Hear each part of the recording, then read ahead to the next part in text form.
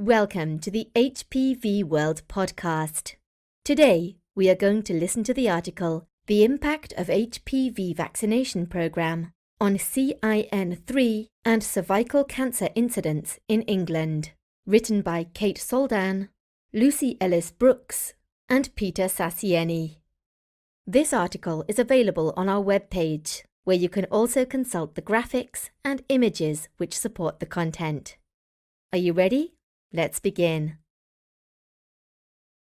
A program of human papillomavirus, HPV, vaccination was introduced in England in September 2008. The program initially used 3 doses of the bivalent vaccine, Cervarix, and comprised a routine offer to girls aged 12 to 13 years, as well as a catch-up program for females aged 17 to 18 years. In 2008 to 2009, and those aged 14 to 17 in 2009 to 2010. Delivery largely in schools achieved a high uptake. We estimated the impact of this immunisation programme on cervical cancer and Grade 3 cervical intraepithelial neoplasia, CIN3, up until June 2019. We analysed the rates of cervical cancer and, separately, CIN3, using data from the National Population-Based Cancer Registry for England, covering diagnoses between January 2006 and June 2019, in women aged 20 to 64 years. Our focus was on the rate ratios, comparing 3 birth cohorts offered HPV vaccination with the cohort that just missed the offer of HPV vaccination.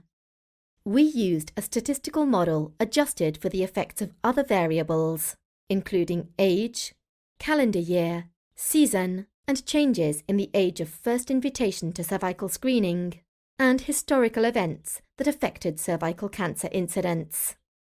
Since we did not include data on individual exposure to HPV vaccination, there was no need to adjust for factors that may confound the individual level association between receiving the vaccine and cervical cancer risk.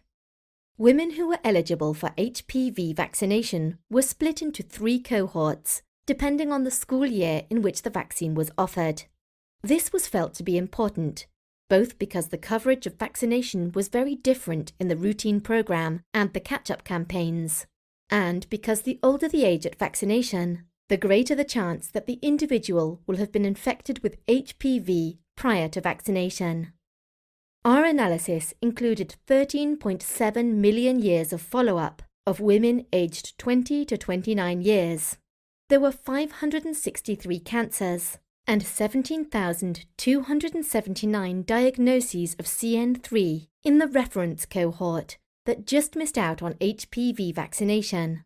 Women born between May 1989 and August 1990, and 638 cancers and 18,662 cases of CIN3 in vaccine-eligible cohorts.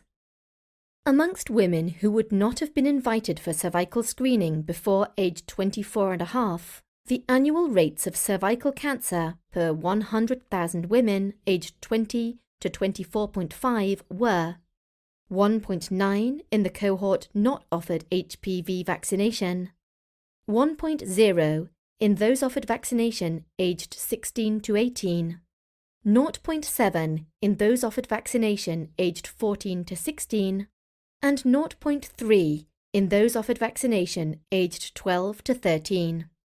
The relative reduction in cervical cancer rates in the different birth cohorts compared with the reference unvaccinated cohorts were 34%, 95% CI 25 to 41, for women born September 1990 to August 1993, who would have been aged 16 to 18 years when vaccinated, and among whom the 1-dose national coverage was 60.5%, and the 3-dose coverage 44.8%. 62%, 95% CI 52 to 71 for women born September 1993 to August 1995, who would have been aged 14 to 16 years at vaccination, and who had 80.1% one-dose coverage and 73.2% three-dose coverage, and 87%, 95% CI72 to 94 for women born September 1995 to June 1999, who would have been aged 12 to 13 years at vaccination and who had 88.7% one-dose coverage and 84.9% three-dose coverage. The corresponding risk reductions for CIN3 in the 3 vaccine-eligible cohorts were 39%, 95% CI36 to 41, 75%, 72 to 77, and 97%, 96 to 98, respectively. These results were largely unaffected by different approaches to adjusting for confounding.